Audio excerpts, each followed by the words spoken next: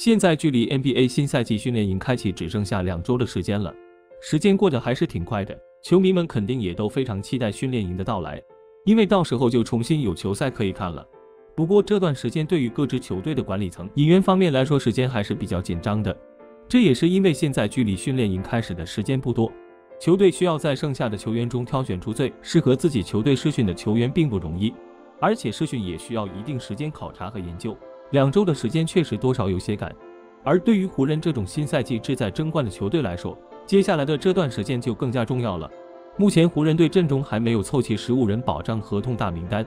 虽然之前有消息表示湖人可能会以这样的一个阵容进入大名单，但是在还剩下的这2周时间里，湖人队管理层还是希望能够通过试训再签下1比2名球员，进入到球队的训练营中进行考察的。根据 NBA 著名记者的透露，湖人队将会在后面2天试训前美国男篮内线肯利德·法里埃德，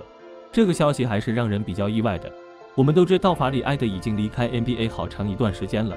这名身高2米03的前 NBA 球员，上一次在 NBA 打球还是在2001-18比2001-19赛季的火箭队。其实在2019年他在火箭效力的时候表现还是不错的，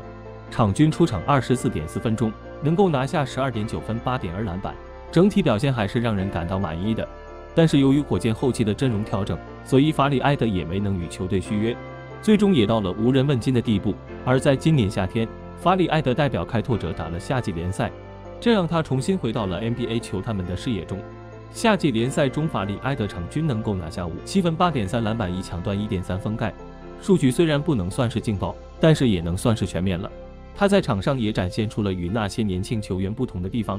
那就是他的经验是比较丰富的，所以在攻防两端他打的都相对比较聪明一些，所以有时候他往往不需要怎么发力就能拿到比较全面的数据。可能湖人队总经理佩林卡也是看中了法里埃德不错的经验以及他年龄上的优势，所以想对他进行进一步考察。在看到法里埃德今年32岁之后，我们发现佩林卡果然没有让我们失望，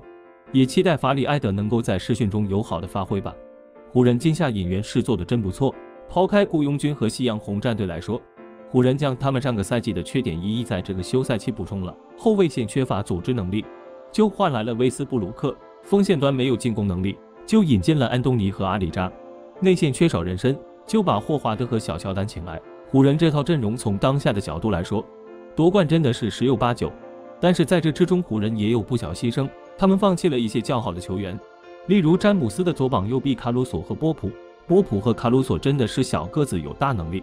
两人是湖人后卫线的最后2道防线，是詹姆斯最看好的2个后卫球员，但是一个因为薪资问题，另一个因为交易问题，都只能无奈的离开了湖人。而与波普、卡鲁索相比，哈雷尔的离开对于湖人来说就真的是一种摆脱。首先，哈雷尔是一个更衣室炸弹，众所周知他在快船的时候带头和小卡、乔治顶撞，更衣室起争执。更离谱的是，当快船输球的时候，哈雷尔吹哨狂呼，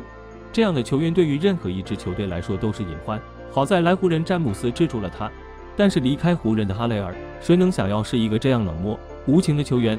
最糟糕的感觉就是在浪费时间，是时候要和一些人断绝关系了。哈雷尔离开湖人并没有和库兹马一样做到好聚好散，反而是成为了仇人。不过这和他的性格非常相符，